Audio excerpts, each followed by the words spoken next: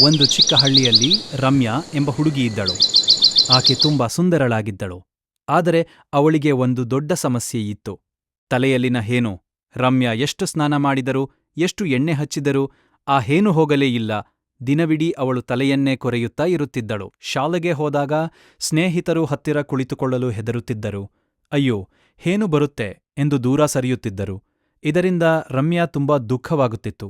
ಒಂದು ದಿನ ಅವಳ ಅಜ್ಜಿ ಅವಳ ಸಮಸ್ಯೆಯನ್ನು ಗಮನಿಸಿದಳು.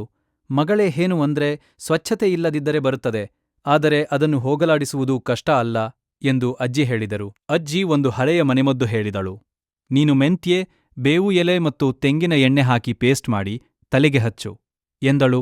ರಮ್ಯಾ ಅಜ್ಜಿಯ ಮಾತು ಕೇಳಿ ಆ ಮಿಶ್ರಣವನ್ನು ತಲೆಗೆ ಹಚ್ಚಿಕೊಂಡಳು. ಮೊದಲ ದಿನವೇ ಸ್ವಲ್ಪ ತಣಿವು ಸಿಕ್ಕಿತು. ಎರಡನೇ ದಿನ ಅವಳಿಗೆ ಕೊರೆಯುವುದು ಕಡಿಮೆಯಾಯಿತು. ಮೂರನೇ ದಿನ ಹೇನುಗಳು ಒಂದೊಂದಾಗಿ ಮಾಯವಾಗಲು ಶುರುವಾದವು. ಆಕೆ ತುಂಬಾ ಸಂತೋಷಪಟ್ಟಳು. ಅಜ್ಜಿ, ಇದು ನಿಜವಾಗಿಯೂ ಕೆಲಸ ಮಾಡುತ್ತಿದೆ ಎಂದು ಖುಷಿಯಿಂದ ಕೂಗಿದಳು.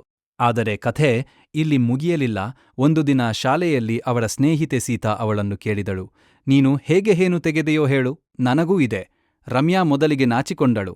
ಆದರೆ ನಂತರ ಯೋಚಿಸಿ, ನಾನು ಸಹಾಯ ಮಾಡಿದರೆ ಇನ್ನೊಬ್ಬರಿಗೆ ಉಪಯೋಗವಾಗುತ್ತದೆ ಎಂದು ತೀರ್ಮಾನಿಸಿದಳು. ಅವಳು ಸೀತಾಗೆ ಅಜ್ಜಿಯ ಮನೆಮದ್ದು ಹೇಳಿದಳು. ಕೆಲವು ದಿನಗಳಲ್ಲಿ ಸೀತಾಳ ತಲೆಯಲ್ಲೂ ಹೇನು ಇಲ್ಲದಾಯಿತು. ಹೀಗಾಗಿ ಶಾಲೆಯಲ್ಲಿನ ಇನ್ನೂ ಹಲವರು ರಮ್ಯಾ ಬಳಿ ಸಲಹೆ ಕೇಳಲು ಶುರುಮಾಡಿದರು. ನಿಧಾನವಾಗಿ ರಮ್ಯಾ ಹೇನು ಡಾಕ್ಟರ್ ಅಂತ ಪ್ರಸಿದ್ಧಳಾದಳು. ಒಂದು ದಿನ ಶಿಕ್ಷಕಿ ಕೂಡ ಅವಳನ್ನು ಕರೆದು, ರಮ್ಯಾ, ನೀನು ಮಕ್ಕಳಿಗೆ ಸ್ವಚ್ಛತೆಯ ಬಗ್ಗೆ ಹೇಳು ಎಂದು ಹೇಳಿದರು. ರಮ್ಯಾ ಎಲ್ಲರ ಮುಂದೆ ನಿಂತು ಹೇಳಿದಳು, ನಮ್ಮ ದೇಹವನ್ನು ಸ್ವಚ್ಛವಾಗಿ ಇಟ್ಟುಕೊಳ್ಳಬೇಕು. ವಾರಕ್ಕೆ ಕನಿಷ್ಠ 2 ಬಾರಿ ತಲೆ ತೊಳೆಯಬೇಕು. ಯಾರಾದರೂ ಹೇನು ಇದ್ದರೆ ಅವರನ್ನು ಹಾಸ್ಯ ಮಾಡಬಾರದು. ಅವರಿಗೆ ಸಹಾಯ ಮಾಡಬೇಕು. ಎಲ್ಲಾ ಮಕ್ಕಳು ಅವಳ ಮಾತು ಕೇಳಿ ಚಪ್ಪಾಳೆ ತಟ್ಟಿದರು. ಆ ದಿನದಿಂದ ಶಾಲೆಯಲ್ಲಿ ಯಾರಿಗೂ ಹೇನು ಸಮಸ್ಯೆ ಇರಲಿಲ್ಲ. ಎಲ್ಲರೂ ಸ್ವಚ್ಛತೆಯ ಮಹತ್ವವನ್ನು ಅರ್ಥ ಮಾಡಿಕೊಂಡರು. ರಮ್ಯಾ ತನ್ನ ಸಮಸ್ಯೆಯನ್ನು ಮಾತ್ರ ಪರಿಹರಿಸದೆ ಇತರರಿಗೂ ಸಹಾಯ ಮಾಡಿದಳು. ಅವಳು ಎಲ್ಲರಿಗೂ ಒಂದು ಒಳ್ಳೆಯ ಪಾಠ ಕಲಿಸಿದಳು. ಸಮಸ್ಯೆ ಬಂದಾಗ ದುಃಖಪಡಬೇಡಿ, ಅದನ್ನು ಪರಿಹರಿಸಿ ಇತರರಿಗೂ ಸಹಾಯ ಮಾಡಿ. ಇದರಿಂದ ರಮ್ಯಾ ಇನ್ನೂ ಹೆಚ್ಚು ಸಂತೋಷವಾಗಿದ್ದಳು.